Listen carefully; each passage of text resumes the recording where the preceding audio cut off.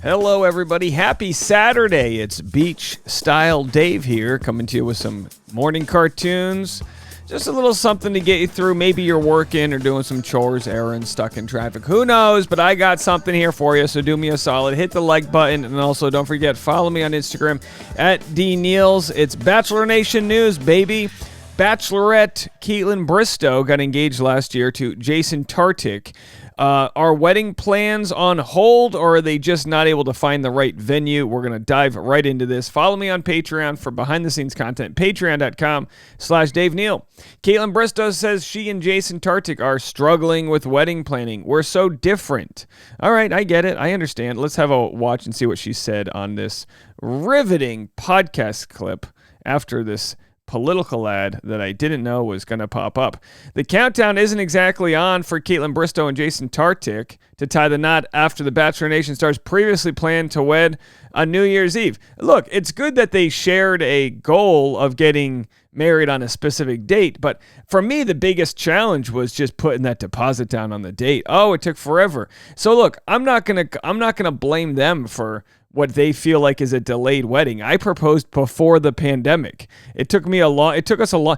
God, I proposed, and they were like, "Let's take our time," and then 3 months later, the world shuts down, and we're like, let's wait a minute. And then everyone who was trying to get married was losing their deposits, and we said, let's wait for, the pandemic to subside. And then we finally booked a date, and then the world was like, ever heard of monkeypox? And we're like, get out of here. Not on my watch. I don't have a date where I'm like, if we're not married by this time, I'm doing this. But I do say like, well, why can't we just elope? He's not down. Are you getting married on New Year's Eve, or was that just something you threw out there? No, I really wanted to. I would still actually be happy. No, I really wanted to. Ooh, past tense. To do it. If we can find, Jason and I are so funny. Like, if we talk about a venue, like, we actually have such different styles. How about here's a thought. How about air this stupid interview without jazz piano in the background? What the hell? Styles, different tastes, different different everything, that it's almost frustrating because I'll be like, I'm in love with this venue and it's perfect and it's open, and he'll be like, oh no, that's not the style we're going for at all. And then, you know what's interesting with my engagement is I'm in support of whatever Tasha wants. She's the queen bee. She's in charge. So if she doesn't like a venue, I'm bummed out because when we were apartment shopping, you can look at my old vlogs, Dave Neal vlogs, and see the apartment hunting. Every single place we saw, I was like, this is it. This is the one. It's like I'm almost too optimistic, and I'm like, yeah, let's do it. Let's buy it. Let's go. And she's like, hold on. No, the drapes don't match the thing. The oven's over there. We don't like that. Bad feng shui. So when my fiance found a wedding venue she loved, I was like, yeah, this is it. And we love it, of course. And more on that in a minute. Honestly, and it's so hard to book because everyone and their dogs are getting married right now, making up for time from the pandemic. So true. Every venue that we love is booked. If we both agree on a venue, it's booked until like late next year. But I've honestly been like, do they not know who you are? Pull the Bachelorette card. These venues, I mean, I know a really nice venue doesn't care who she is, but it's like, come on, you got some clout, you got some equity, you flaunt it. Could we just potentially have like this small little intimate? No. Even in our backyard, like anywhere, no. I don't care. No, you can't. On a lake, wherever. No, and lakes have mosquitoes, backyards have neighbors. It's like, really, John, you're going to do your leaf blower during my vows? You know what I mean? And do the party thing at a venue later next year. I'm still into that idea. So we're trying to come up with ideas just because I did not know that finding a venue or picking a date would be this hard. I thought it would be like, I'd be like, why are people waiting so long to get married? Like, let me just say this for the comment section. Unless you planned a wedding during a global pandemic, shut up. It's a different world out there. You thought it was a pain and a hassle before the world shut down? The world shut down for 1 year to 2 years. People pushed their wedding back. It was already tough getting a venue. So I totally understand her point here, but it sounds like perfection is the enemy of good. It sounds like they're trying to find something perfect, and when you try to find something perfect, resistance meets that because you'll never find perfection. unless they come off The Bachelor, then I'm like, take your time. Yeah, please. But once you get engaged, I'm like, let's get the ball rolling. But now I'm like, well, I'm going to have to enjoy it longer. By the way, sorry, I got to rewind. Did she just make a jab at Sean? I think she just made a jab at Sean, her ex. Like, let's get the ball rolling. But now I'm like, well, I'm going to have to enjoy a longer engagement because this is hard. Do you have like a date in your head where you're like, if we're not married by this month, this year, we're going to the courthouse just to do it? Or like we're doing the backyard thing? Or are you guys still just like really just throwing things at the wall? I mean, Jake is just so sad on having like a wedding, like the way he has always gone to weddings and seen weddings. And I'm so not traditional that I'm like, why can't we do the courthouse or why can't we? So that's another way that we're just like, because I don't have a date where I'm like, if we're not married by this time, I'm doing this. But I do say like, well, why can't we just like elope? He's not down. We're not pulling up Ben and Jen and going to Vegas. Apparently not. And I also think maybe slight bitterness there that she feels the expectation to live up to his big wedding goals. I mean, to be quite honest, when I watch stuff like this, I'm just happy that my fiance and myself had the same idea.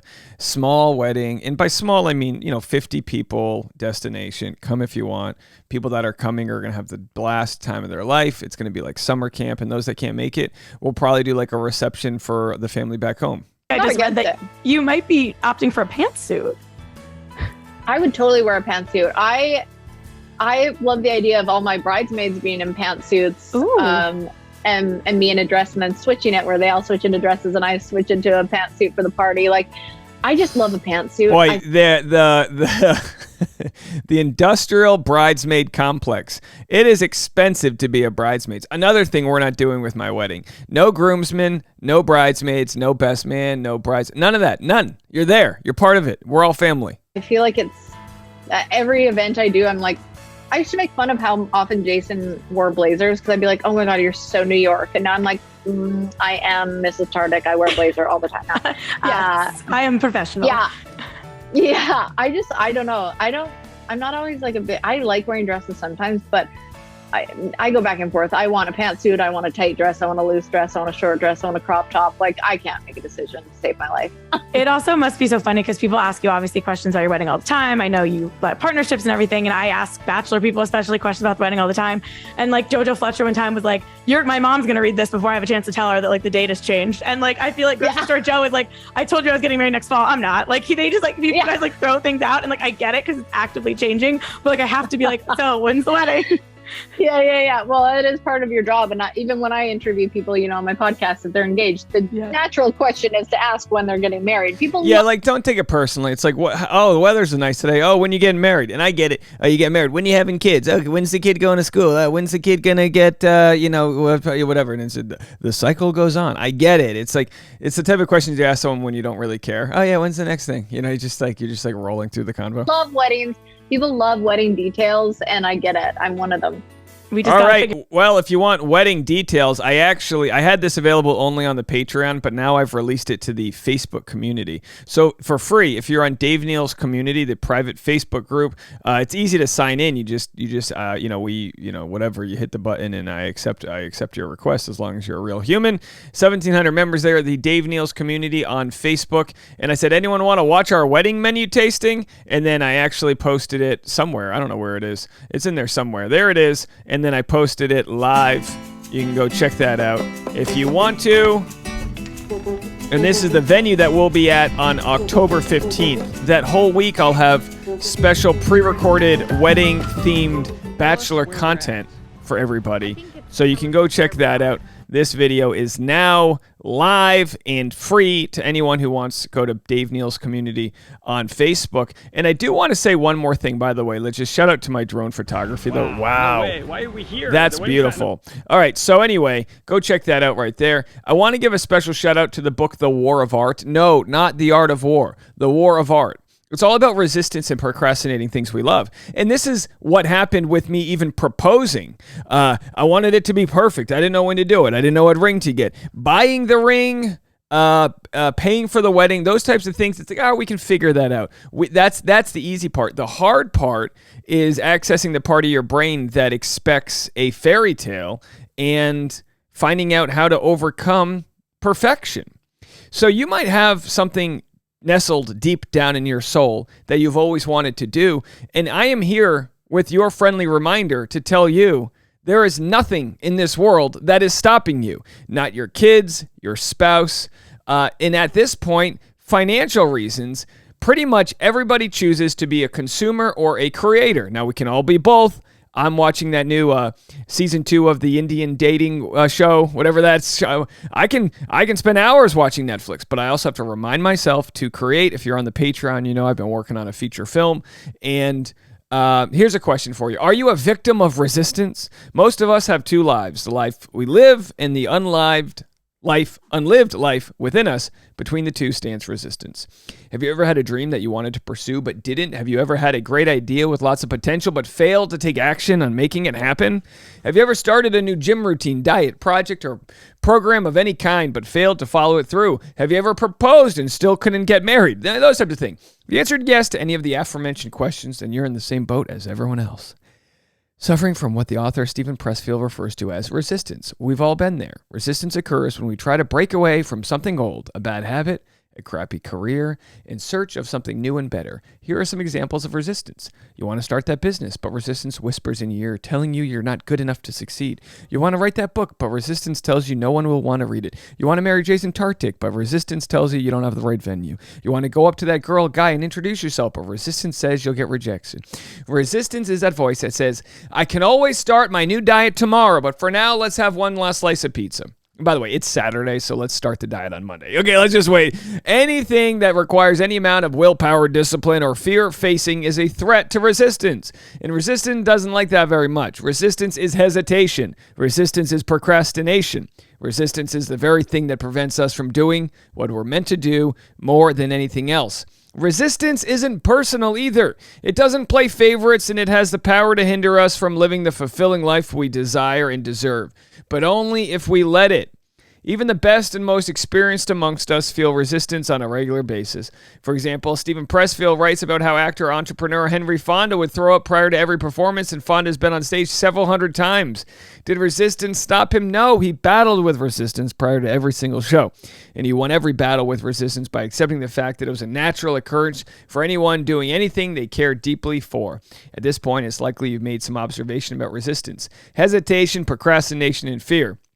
So anyway, actionable insights. How do we crush resistance? By keeping the following 3 things in mind. Define your dreams. Whatever you want to do most in life, stay committed to your craft and accept the fact that resistance is something you're going to have to live with, and that the best way to prevent it from paralyzing you is to face it, feel it, and take action in spite of it. And anyway, oh, look at this. Resistance is proportional to love. I love how they bring love into it. Resistance is directly proportional to love. If you're feeling massive resistance, the good news is it means there's tremendous love there too.